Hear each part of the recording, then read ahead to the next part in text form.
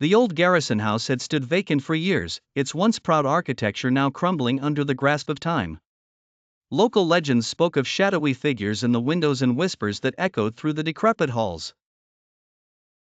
Curiosity outweighed the fear in Henry, an amateur filmmaker, who decided to document the haunted lore engulfing the house. With his 4K camera slung over his shoulder, he entered the house just as dusk began to bleed into nightfall. The moment Henry crossed the threshold, the air grew heavy with an almost palpable sense of foreboding. The wooden floorboards creaked under his steps, each one louder than the last. Guided only by the dim glow of his flashlight, he ventured deeper into the house, filming everything in stunning detail. The first signs of something amiss came quickly: portraits with eyes that seemed to follow his every move, mirrors that reflected rooms different from the ones they were in, and soft whispers that began to fill the silence. He could almost make out the words, but not quite.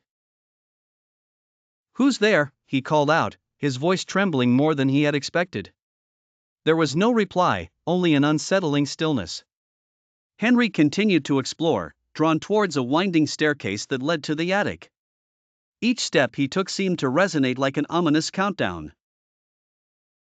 Up in the attic, bits of moonlight seeped through cracks in the roof, casting eerie shadows. Dust particles floated in the air, dancing to an unseen symphony. He scanned the room, capturing everything his camera could.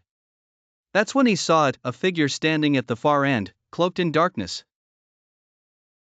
Panic surged through him, but something compelled him to keep filming. The figure started to move, gliding silently across the floor. As it drew nearer, the whispers grew louder, more frantic. Heart pounding, Henry felt a chill run down his spine. Suddenly, the camera went dead. The screen flickered and then darkness. In that instant, he felt a cold, clammy hand on his shoulder. Spinning around, he came face to face with a specter, its hollow eyes staring into his soul. Paralyzed with fear, the last thing he heard before everything went black was a blood-curdling scream, his own. When Henry was found days later, his camera was intact, still recording. The last footage showed only an empty attic and the sound of whispers that never ceased. The house remains, a silent guardian of its dark secrets, waiting for the next soul brave enough or foolish enough to enter.